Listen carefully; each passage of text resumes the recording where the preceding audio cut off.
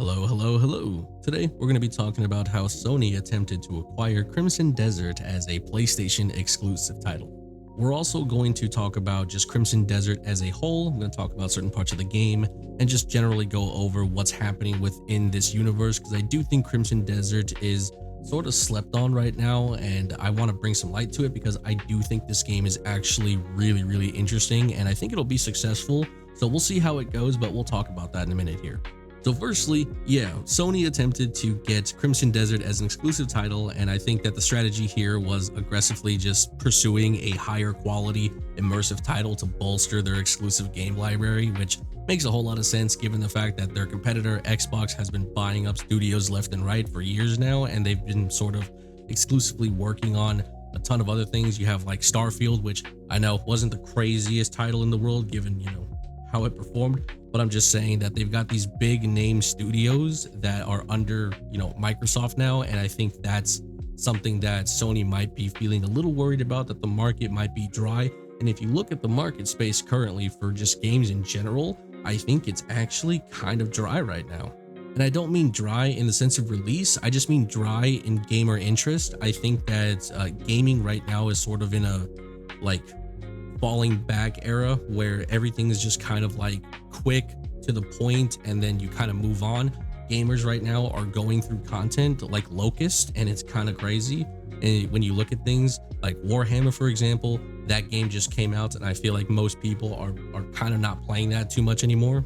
Helldivers is making a small comeback. It's making a large comeback, but it had a lot of hype for like a month or two, and then it just slowly died off and then recently came back. And then you have MMOs like Throne of Liberty, and then you have New World that just released as well. And then gamers are kind of, investing a lot of time into those for console specifically. So you're seeing a lot of shifting kind of moving parts with just gaming interests. So I think that Pearl Abyss and Sony trying to make this deal, I don't necessarily know that this is the way to go, especially for Pearl Abyss, given the fact that they've had issues with PlayStation before.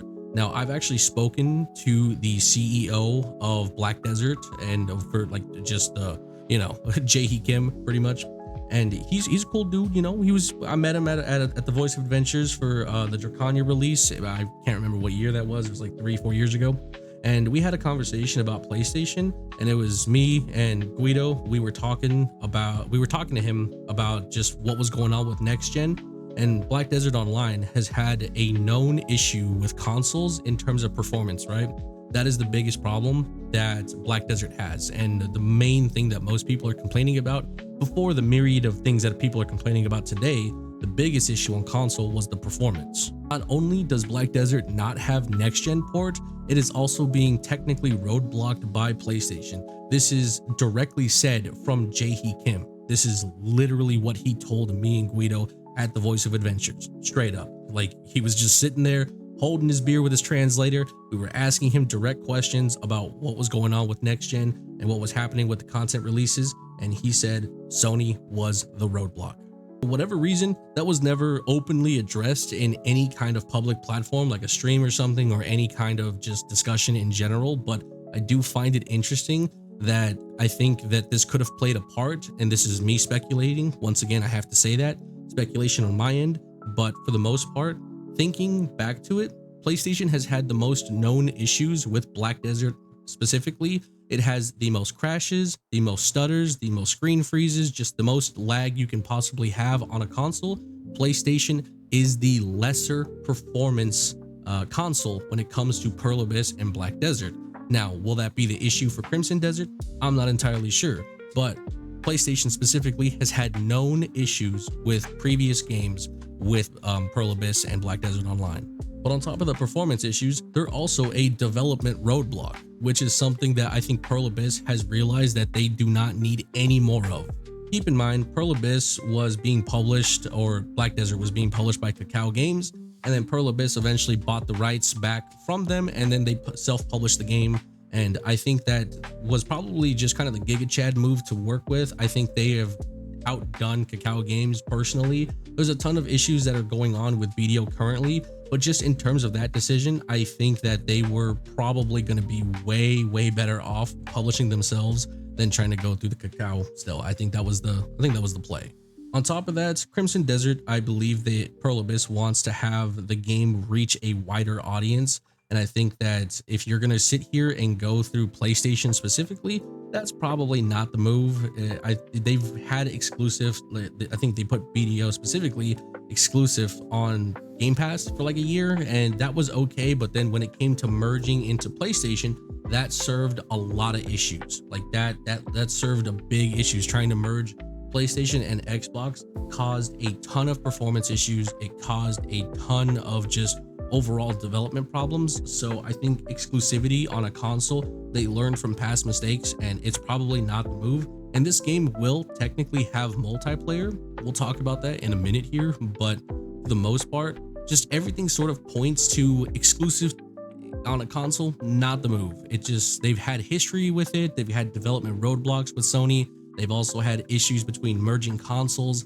It was a development nightmare, literally, for the entire BDO experience. So, good on Pearl Abyss for not going with this deal. I think the 1 year exclusivity deal as well was interesting too. That was very desperate on Sony's end. I don't know that I would have gone that far, but they offered financial support, marketing support. And I think that Pearl Abyss has a good handle on that right now. When I was listening to the investor call, I believe they mentioned that currently they're in the marketing phase for Crimson Desert. So we're probably going to see some new stuff really, really soon regarding Crimson Desert. So I guess we'll just keep an eye out for that. So with that being said, we're going to go ahead and segue away from Sony and PlayStation and exclusives. We're going to talk about their Black Space engine now. So Pearl Abyss developed an entirely new engine for Crimson Desert, their Black Space engine. And they cited and they said that this engine has major advantages to the point where it just can do things that apparently Unreal Engine cannot do. Now that in itself is a very bold statement, given the fact that Unreal Engine can quite literally do so many amazing things.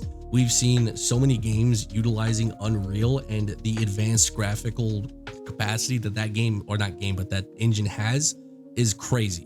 I will say that the citation here that they kind of said was like, details such as reeds being cut down during combat, and also describing the being able to depict the drop in temperature with characters automatically slowing their movement. That's cool. That's interesting. I don't necessarily know that that's game breaking or like super hardcore innovation. I do think it's cool though, but I'd say that this is minorly an impressive feat, I guess. I was hoping they would mention more about the combat, because I think that Crimson Desert's biggest draw is the combat.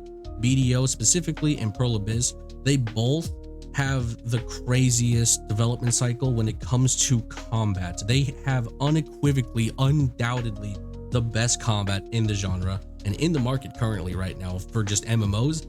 Black Desert's combat is nothing. It's like nothing else. It is so good. And here's the thing, and this might be like a take that nobody really wants to hear, but I believe that BDO combat unrestrained is probably the best thing that Pearl Abyss can do. Now, obviously that doesn't make sense for an MMO because it's competitive. It's got, PvP elements and things like that, where balancing has to be in order to where the game doesn't break fundamentally. But if you put this in a single player game where balancing is less of an issue and it doesn't impede other players because you have a broken game, right?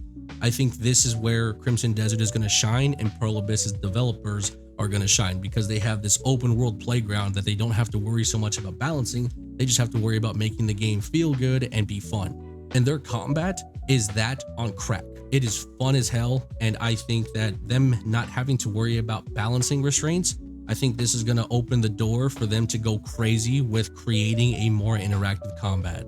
Another thing to mention here, Pearl Abyss also went on to say that they have NPCs with their own built-in AI, and they don't have preset behaviors, which is cool because a lot of AI interactions or just NPC interactions typically all have the general same reaction, and they'll all have the same sort of like sequences. Maybe they'll have like a cycling preset between 1 to 4 presets where they'll do different things.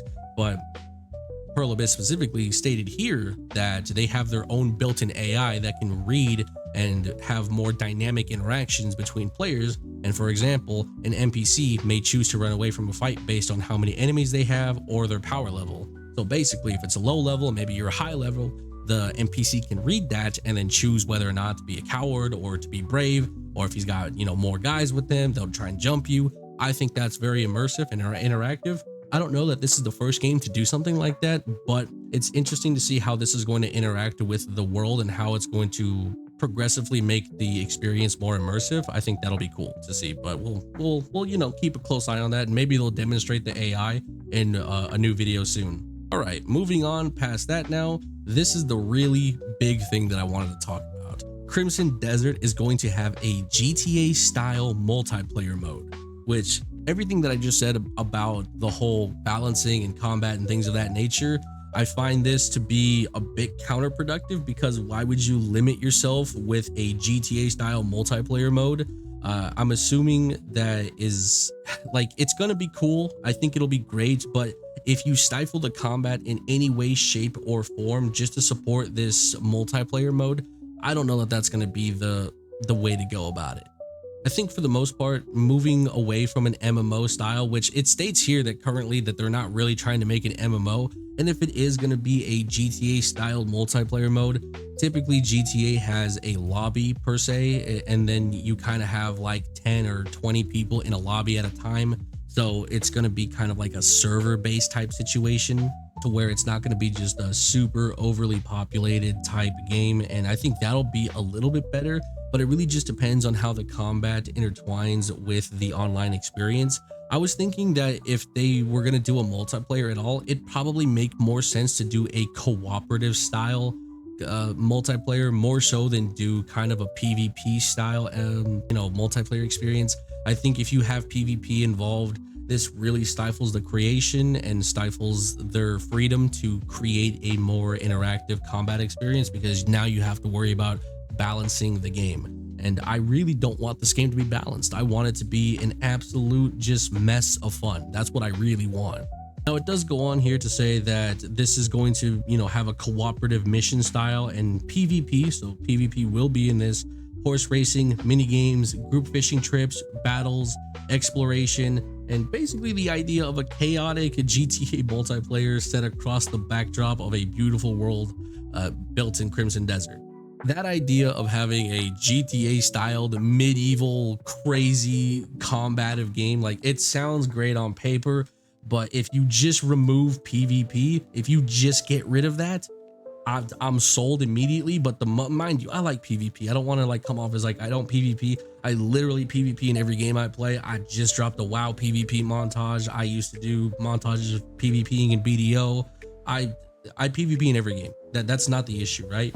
But I think that the game just has to, like, Pearl Abyss, they always struggle with balancing, and they always struggle with trying to figure out how to make PvP and their combat fun. It's just, they have learned nothing from BDO, because they have this amazing PvP system in BDO, and then now with Crimson Desert, they're gonna try and do it again, and I just don't have a lot of faith in them having a good PvP setup in a game like this, especially when it's going to be kind of a GTA style multiplayer.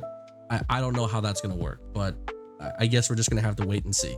Overall, I believe Crimson Desert is shaping up really well. This is some interesting concepts and ideas. I am worried about the PvP, but we won't know until the game is fully here, and we'll just kind of have to wait and see. Hopefully they'll maybe show some multiplayer content in a video really soon. That would be great to kind of get an idea of what to expect with this. I do know that the game's campaign is going to have a 50 to 80 hour campaign, something like that.